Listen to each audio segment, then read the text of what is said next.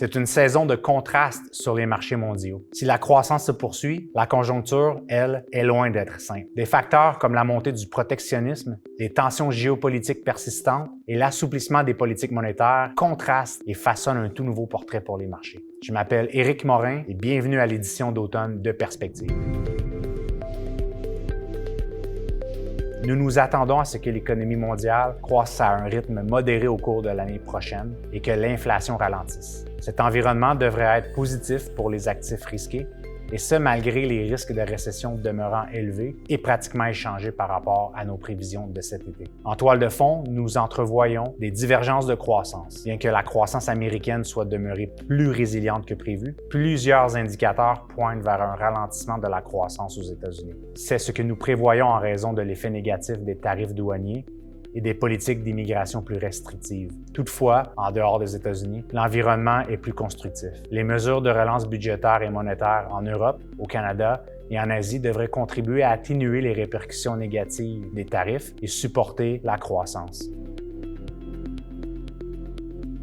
Dans le contexte actuel, nous recommandons une légère surpondération des actions par rapport aux titres à revenus fixes. Bien que les valorisations des actions paraissent de plus en plus dispendieuses, particulièrement aux États-Unis, cela ne représente qu'une partie de l'histoire. En effet, les actions ont historiquement bien performé dans les périodes où la Réserve fédérale américaine a baissé ses taux et que l'économie américaine évitait la récession. Nous prévoyons que la Réserve fédérale réduira ses taux de 125 points de base au cours de l'année à venir. Qui plus est, la poursuite des investissements à grande échelle en technologie devrait continuer de supporter le marché des actions. Cela dit, nous nous attendons à ce que la croissance de l'investissement retourne à des niveaux moins élevés. Les actions canadiennes offrent également la possibilité de diversifier l'exposition au secteur technologique américain avec des titres attrayants dans les secteurs cycliques et des matériaux. Étant donné que les risques de récession demeurent élevés, nous continuons à souligner l'importance d'une allocation suffisante en titres à revenus fixes de grande qualité. Nous continuons à privilégier la dette locale des marchés émergents, secteur qui offre des rendements plus élevés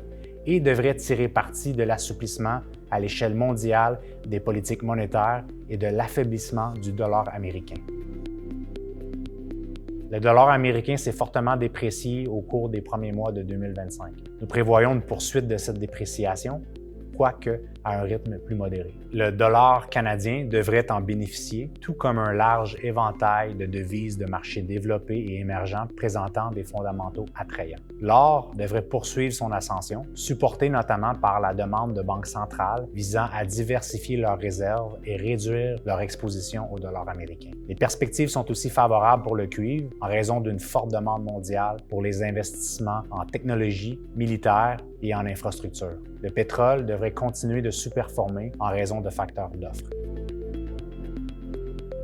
Bien que les tarifs douaniers continuent de poser des défis, l'assouplissement monétaire à l'échelle mondiale et une économie globale résiliente offrent des occasions pour les investisseurs. La clé du succès demeure de rester agile et diversifié parmi les régions, les catégories d'actifs et les devises. Pour consulter la version intégrale du rapport Perspective d'automne, veuillez visiter le site du programme Conseil avisé de gestion d'actifs CIBC.